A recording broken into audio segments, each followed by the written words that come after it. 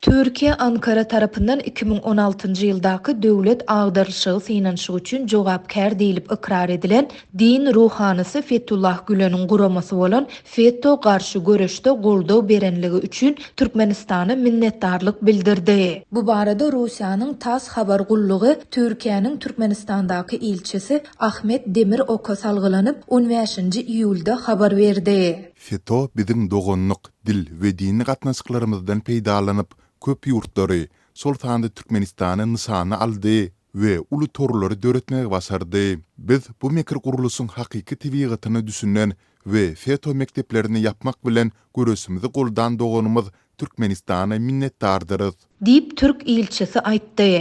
Rus neşriniň habaryna görä Demir Ok bu barada Türkiýanyň Demokratiýa we Milli Jewslik güni münasibetli 15-nji iýulda Aşgabatda Türk ilçihanasynda geçirilen dabarada mälim etdi. Türkiýede 2016-njy ýylyň 15-nji iýulyndaky döwlet agdarlyşygy synanşyndan bäri her ýyl bu senede Demokratiýa we Milli Jewslik güni beýlenilýär. Biz Türkmenistanyň FETÖ garşy uzak möhletlen göresimizde Türkiýedaky dogonlary bilen agdybirlik we raýdyslyk ruhunda hereket etjekdigine tüýsürekden ynanýarys. Dip TASS habar gullugy Türk ilçisiniň sözlerini titirledi. Türk ilçisiniň beýanaty barada Türkmenistanyň Daşary işler ministrliginiň web saýtynda ýa-da ýurdun medeniýet serişdelerinde haýsydyr bir maglumat göze ilmeýär. Türk häkimetleri Birleşen Ştatlarda ýaşaýan Türk ruhanysy Fethullah Gülen'iň guramasynyň soňky 30 ýylda Türkmenistanda, Kırgızstanda, Gazagstanda, Özbekistanda, Täjikistanda, şeýle-de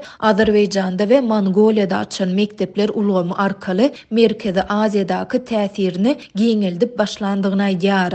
Türk hökümeti 2016-njy ýylyň tomsunda Türkiýede bolan döwlet agdarlyşygy synanşygy boýunça din ruhanysy Fethullah Gülen we onuň ýzyna eýerjileri aýplady. Bu wakadan soňra Türkmenistan 2017-nji ýylda Gülen hereketi bilen ilteşikli bolmakda guman edilýän 18 Türkmenistanly raýaty uzak möhletli jemi 333 ýyl türme tutsaglygyna hökm etdi. Birleşen Milletler Guramasynyň eden etdilikli tutsaw etmeler boýunça işçi topary 2018-nji ýylda bu 18 raýatyň eden etdilikli ýagdaýda tutsaw edilip türme tutsaglygyna hökm edilendigi barada netije geldi. Mundan başga da 2017-nji ýylyň maýynda Azatlygyň yerli çeşmeleri Gülen hereketi bilen ilteşikli bolmakda aýplanyp Diňe Lebap welaýatynda adyndan 50 çemesi adamyň tutsaw edilendigine habar berdiler. Azatlygyň habarçylary şol gabatlar ýurdun dürli künjeginde başga da onlarça adamyň bu herekete ilteşikli bolmakda guman edilip soraw edilendigi we häkimetler tarapyndan